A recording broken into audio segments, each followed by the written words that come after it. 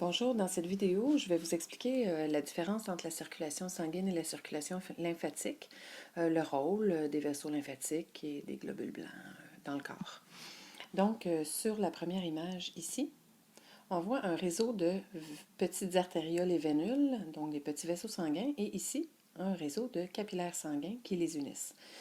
Dans les vaisseaux sanguins, les capillaires inclus, c'est du sang qui circule. Donc, il va y avoir des globules rouges, des globules blancs, des plaquettes sanguines et du plasma. Ça, c'est ce qui circule dans les vaisseaux sanguins. À l'extérieur des vaisseaux sanguins, ici, on remarque des masses de cellules. Ça pourrait être n'importe quel organe, un muscle, n'importe quel organe de notre corps. Et le petit vaisseau en vert ici, c'est ce qu'on appelle un vaisseau lymphatique. Alors, je vous explique la circulation des fluides dans le corps, dans le fond. Quand le sang arrive dans les capillaires sanguins, c'est là que les échanges vont se faire. C'est-à-dire que le sang qui arrive dans les capillaires est riche en oxygène, en nutriments, en hormones et toutes sortes de substances. Très concentré. Et ce qui va arriver, c'est que rendu dans les capillaires, ces substances-là doivent être apportées aux cellules. Donc, ça doit sortir des capillaires pour aller jusqu'aux cellules. Ce qui peut sortir des capillaires sanguins, c'est deux choses. Le plasma et les globules blancs, qui sont capables de sortir des capillaires sanguins. Parce que dans les parois des capillaires, il y a des petits interstices, c'est poreux, il y a des ouvertures minuscules par lesquelles les substances peuvent entrer et sortir, puis ces substances-là étant dissoutes dans le plasma, mais quand le plasma sort, mais ça transporte les substances incluses.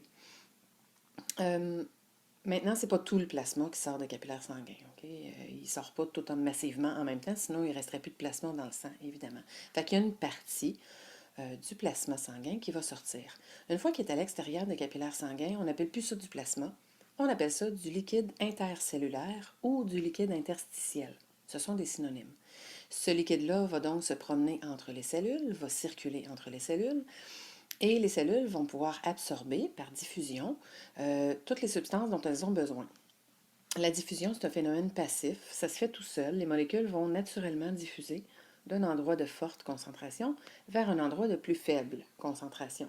C'est pour ça que l'oxygène, les nutriments sortent des capillaires sanguins, parce qu'il y en a moins dans le liquide intercellulaire, et ensuite, ça va rentrer dans les cellules parce qu'il y en a moins dans les cellules. Les cellules, elles, produisent des déchets. Pendant leurs activités, ces déchets-là vont se ramasser, vont sortir des cellules pour aller dans le liquide intercellulaire. Alors, tranquillement, pas vite, le liquide intercellulaire va devenir de plus en plus chargé de déchets. Et étant donné qu'il y a plus de déchets cellulaires dans le liquide intercellulaire que dans les capillaires et les vaisseaux lymphatiques, bien, ce liquide-là et les substances qu'il contient, va intégrer soit les capillaires sanguins ou les vaisseaux lymphatiques.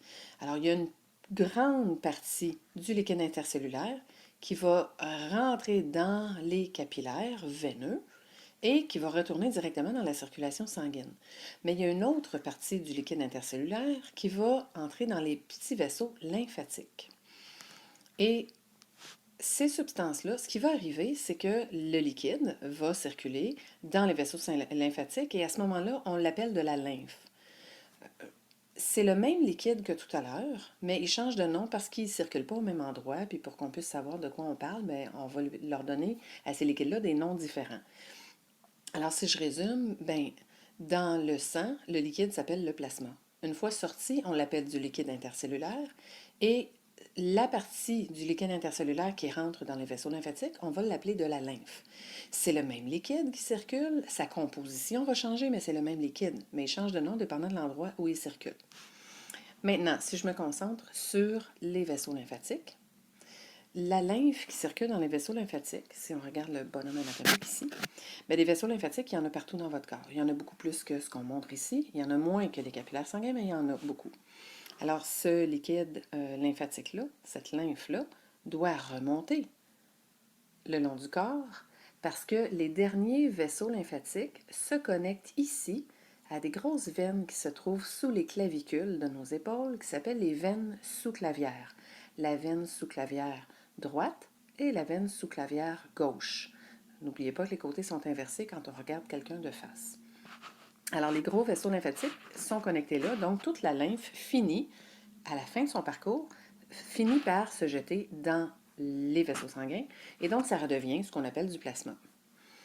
Euh, ce sont les contractions musculaires qui permettent à la lymphe de circuler. Il n'y a pas de pompe qui fait circuler la lymphe. Donc, c'est les mouvements de notre corps et les contractions de nos muscles qui permettent à la lymphe de remonter. Il y a également des valvules dans les vaisseaux lymphatiques qui l'empêchent de revenir en arrière, mais quand même, ça prend du mouvement pour faire circuler la lymphe.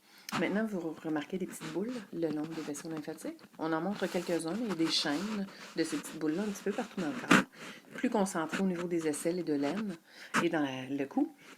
On appelle ça des ganglions lymphatiques. Les ganglions lymphatiques, on en voit un en gros plan ici. Il y a plusieurs vaisseaux lymphatiques qui se connectent à un ganglion et au cours de son parcours à travers les vaisseaux lymphatiques, bien, toute la lymphe passe à travers ce réseau de ganglions lymphatiques-là. Et les ganglions lymphatiques, des merveilleuses petites machines, ça fabrique des globules blancs. C'est marqué fabrication de lymphocytes et de monocytes. Ce sont des sortes de globules blancs. Et les globules blancs sont fabriqués et entreposés ici. Il y en a qui vont aller se promener un petit peu partout dans le corps. Ça peut sortir, entrer par un phénomène qu'on appelle la diapédèse. Ça peut traverser, entrer dans les vaisseaux lymphatiques, sortir des vaisseaux lymphatiques. Ça peut entrer dans les capillaires, sortir des capillaires, se promener entre les cellules. Bref, ça peut déformer sa membrane et se promener un petit peu partout. Alors la lymphe, elle, quand elle va traverser les ganglions lymphatiques, bien, elle va se faire filtrer. C'est pas une filtration comme par exemple quand on filtre du café, mais c'est une filtration dans le sens où les virus ou les bactéries qui peuvent être contenus dans la lymphe vont être massivement attaqués par les globules blancs qui sont entreposés dans les ganglions. Donc, ça sert à filtrer les microbes qu'on peut retrouver dans la lymphe. Ici, on retrouve une grosse glande qui fait partie aussi du système lymphatique qu'on appelle le thymus. C'est une glande où sont fabriqués beaucoup de globules blancs. Il y a également les amygdales, ici, dans le cou, qui, elles, sont particulières. Ça sert à capter les microbes qu'on inspire avec l'air inspiré ou qu'on peut avaler, en tout cas qui entrent par notre bouche ou par nos fosses nasales et qui sont captés dans notre gorge. Et les amygdales contiennent aussi beaucoup de globules blancs et vont s'attaquer à ces microbes-là massivement. C'est pour ça qu'on vient la gorge enflée, que ça vient enfler. Quand les ganglions ou les amygdales captent des microbes, bien, ça fait une activité très intense à l'intérieur de ces ganglions et de ces amygdales-là et ils deviennent plus enflés parce qu'il y a une forte activité. Les globules blancs ont deux manières de s'attaquer aux microbes. La phagocytose, ça c'est une catégorie de globules blancs qui fait ça, c'est-à-dire qu'ils vont manger certains types de microbes qu'on appelle des bactéries. Donc ils vont s'attaquer en les mangeant. Ça s'appelle la phagocytose. Une autre catégorie de globules blancs, eux, vont produire une substance qu'on appelle des anticorps. Ce sont des protéines. Ces anticorps-là, c'est efficace contre les virus seulement. Donc il y a des globules blancs qui vont analyser la capsule qui entoure un virus. Un virus, c'est toujours enrobé d'une capsule de protéines. Et les globules blancs donc, analysent ça et fabriquent des protéines qui vont se fixer à la surface du virus et vont le rendre inactif. Il ne sera plus capable de s'attaquer à vos cellules. Donc, phagocytose et fabrication d'anticorps, les deux moyens de défense qu'utilisent les globules blancs pour vous aider à combattre ce qu'on appelle les agents pathogènes ou les microbes, bactéries, virus et autres, qu'on peut aussi appeler des antigènes. Merci.